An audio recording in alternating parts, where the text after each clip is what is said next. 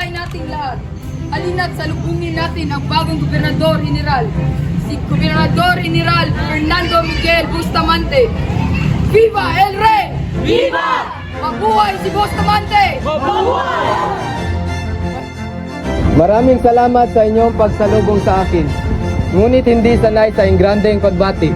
Hindi natin dapat hayaang maging gahaman tayo ng ginto at kapangyarihan. Pinagkatiwala ni Haring Felipe ang lupaing ito upang patakbuhin. Kung kaya't dapat natin gawin ng maayos ang ating mga tungkulin.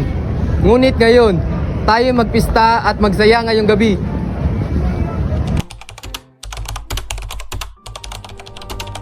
Isang mayabang na general lang nagreklamo sa kaniyang partido.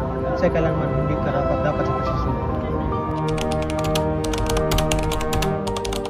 Mabuhay ang Espanya ng hari! Mabuhay! May mensahe po si Auditor Coralba.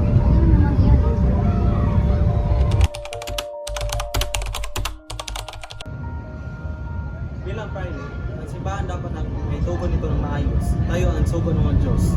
Ang simbahan dapat narapat sa itaas ng pamalaan. Mawalang galang na po, Padre. Ang pamahalaan ang nagpapadali ng mga gawain ng simbahan. Ang aking ama ang bahala sa mga batas para kayong mga praile ay makapagsamba sa Diyos na maayos. Pamanhin, Binibining Dolores, ngunit sa isang matandang Priling kagaya ko ay walang kaalaman tulad ng Binibining kagaya mo.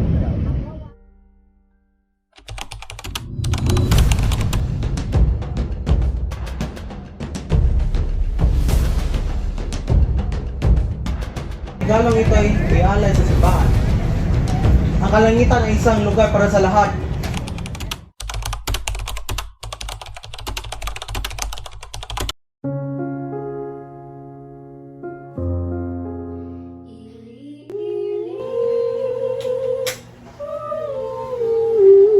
Ano kaya ibig sabihin ng kantang iyon?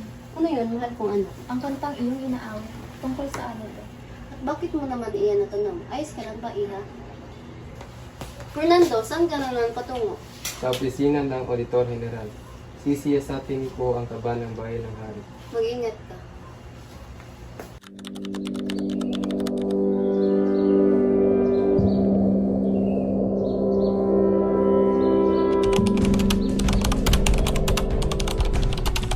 Narito ang mga buwis sa pangangalakal.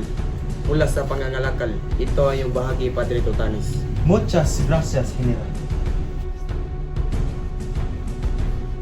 Pujito, ito ang iyong kabahagi. Padre Totanis, ano ang nangyari sa kabangyaman ng hari? Ikaw ang politiko dito.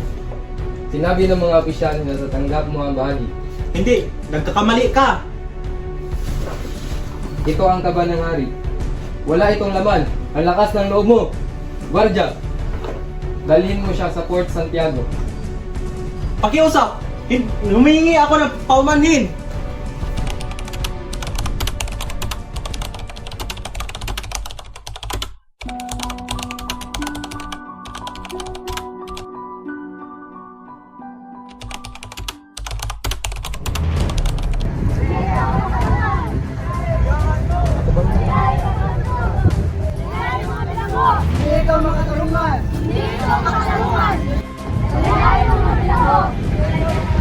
Palayasin niyo ang mga tao ngayon.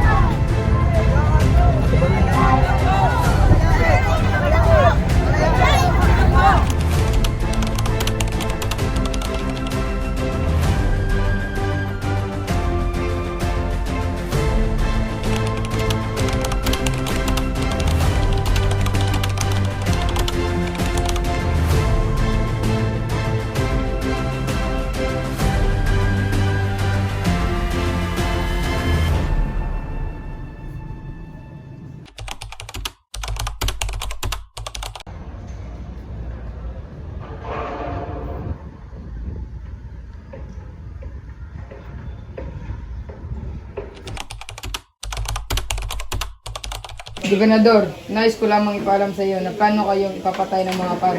Ano? Saan nang galing ang impormasyon na iyan? Pero maaari ka nang umalis. Maraming salamat. Aking asawa, Nais ko lang ipaalam sa iyo na nanganganib na ang aking buhay at nabibilang na ang aking oras dito sa mundo. Aalis na ako. Paalam. Mag-ingat ka, aking asawa.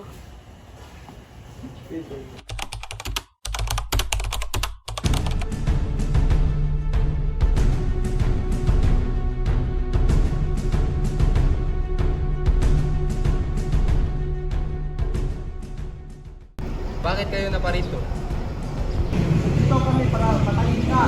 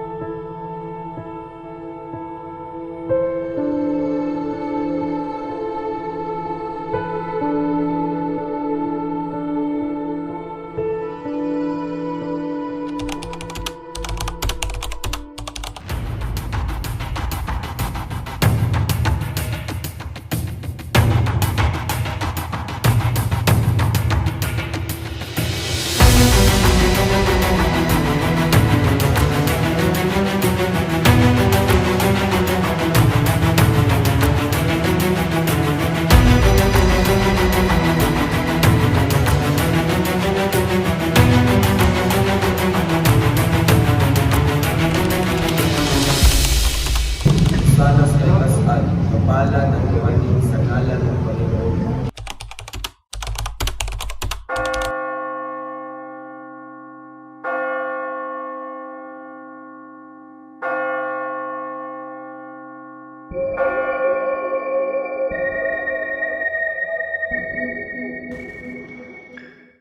Narinig mo ba? Lalaw ba, Negra? Umaaklas daw siya mula sa Kahit ang mga banal na lugar ay hindi ligtas.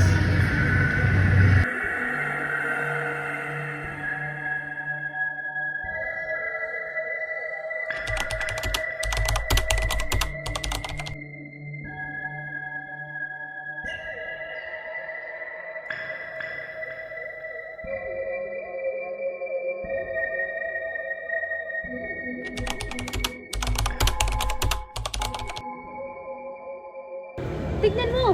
Siya ang Lalaw ba, Negra? Demonyo! Harapin mo ang galit ng Diyos! Padre Sibayla, ano kaguluhan ito? Ya! Ang lalumpuanin ka! Ngunit, ikaw ay isa na lamang babaeng katutulunghati.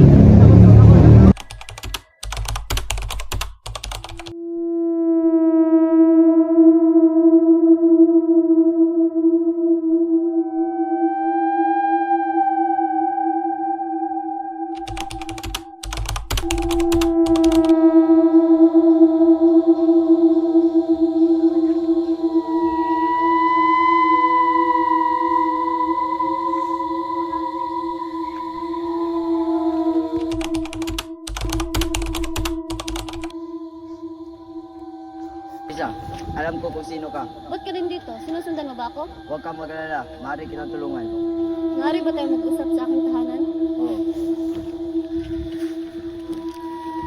Handa mo ba akong tulungan sa aking paghiganti? Handang-handa para sa ating bayan. Sandugo, lumabas kayo. May pagkilala ko sa inyo. Sandugo, siya si Doña Luisa. Nagagalak ako makilala kayo. Ganon din ako.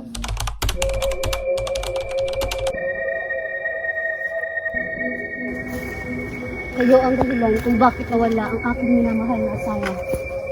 Buhay ang kinuha ay buhay din ang kapalit.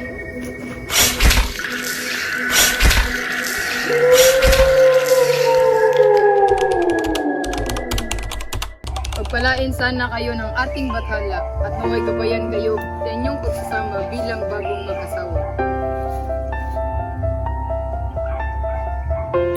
Mabuhay bagong kasal!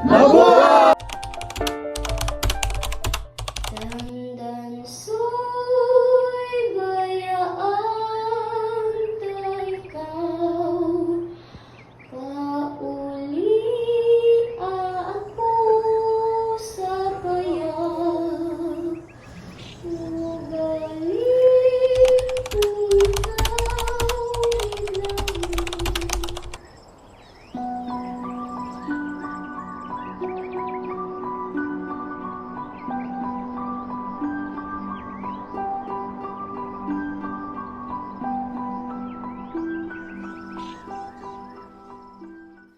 Iliin